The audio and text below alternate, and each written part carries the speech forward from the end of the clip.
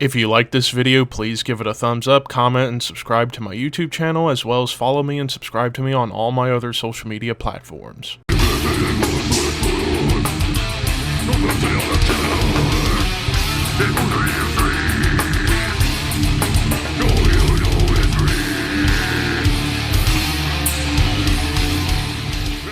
What's up, Thrashers, and welcome back once again to the Thrash Maniac 99 YouTube channel, and I am back with another album review for you guys. And tonight I am talking about a band I have never gone over on this channel, and that is, of course, well, we're going to be talking about their latest offering, and that is Sulphur Aeon with 7 crowns and 7 seals.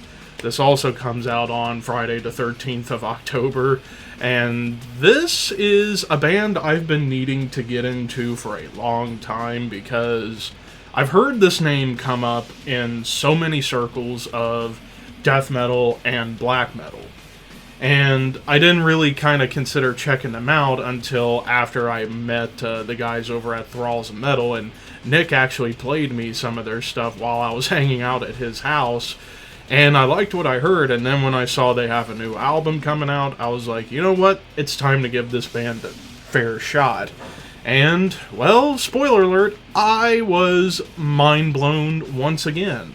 So, with this album, and well, actually, with Sulphur Aeon, they are a blackened death metal band from Germany, like kind of like a good balance between like black metal atmosphere and like death metal brutality with a little bit of mellow death kind of thrown in.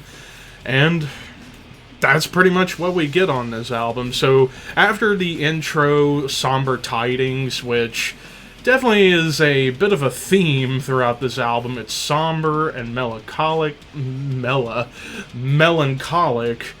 and all about Cthulhu and Lovecraft. That's basically all the lyrical themes you get from this band.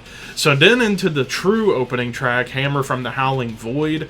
Right out of the gate you get these like atmospheric, cold, icy, black metal tremolo riffs, blast beats, and even some of these melodies. Really across the board on this entire album, a lot of these melodies are quite somber and melancholic, to say the very least.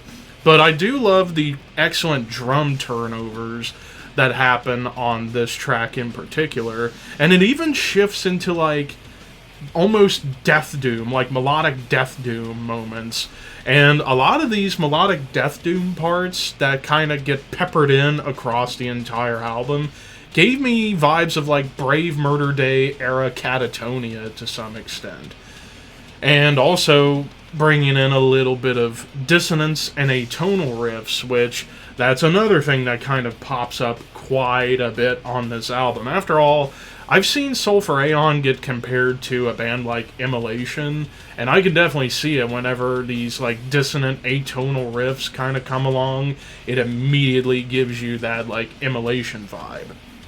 Usurper of the Earth and Sea, I love the clean, doomy melodies that start off, which absolutely gives that Catatonia vibe. And then you get these like blackened tremolos and blasts, but with these more death metal-centric vocals that feels like Behemoth. And Behemoth is like the top band that Sulphur Aeon gets compared to. And there are a lot of Behemoth moments that pop up here and there as well on the album.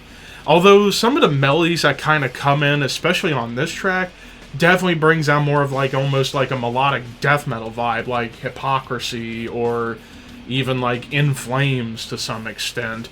But the transitions also across the board are quite smooth. It doesn't feel jagged or kind of just come out of nowhere. They feel smooth. It feels like a natural progression into whatever they're going to do next.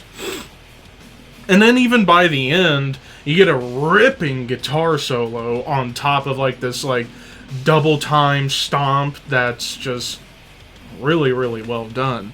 The Yearning Abyss Devours Us. This is where another band comparison comes in. I get some vibes of Morbid Angel on this track with some of these riffs. The melody and drums build everything up, and then you get some of these Morbid Angel riffs, and even dissonant grooves to bring back that Immolation vibe. But there's even like a clean riff that brings in an Opeth vibe, which this, as well as the title track, brings in some Opeth influence, at least to my ears. But also, dissonant chugging comes up on this track, marching rhythms. But one little sneak attack, the chorus has these like clean chants going on, which is really, really nice. Like, the vocalist definitely has quite a nice range with black metal screams, death metal roars, and even some cool clean vocals, whether they be low or mid-range. Arcane, Cambrian, Sorcery. This one definitely feels like a true blend of everything. Dissonant start, but then it gets into this like Blackened triplet section, melancholic solos, cold tremolo riffs, even like a triplet death metal chug, but with some melody on top. Then the title track starts off with this like more symphonic beginning. Then you get this like nasty melodic tremolo that almost feels like a more melodic Morbid Angel tremolo riff. But then it breaks into this like blackened death doom part, which made me think of 1914, which that's another band I've seen get compared to Sulphur Aeon a little bit. And I can see why with this one part on the title track when it gets like death doom but with more almost blackened vocals. More tremolo melodies, even like big triplet swings, and this is where the Opeth vibes come back. But there's tremolos in the background to provide atmosphere. Somber, clean guitars come along, and even like low, clean vocals, while there's like this melodic and tapping lead. Then you get a Morbid Angel triplet blasting chug that almost feels like something from Covenant or Formulas Fatal to the Flesh to some extent.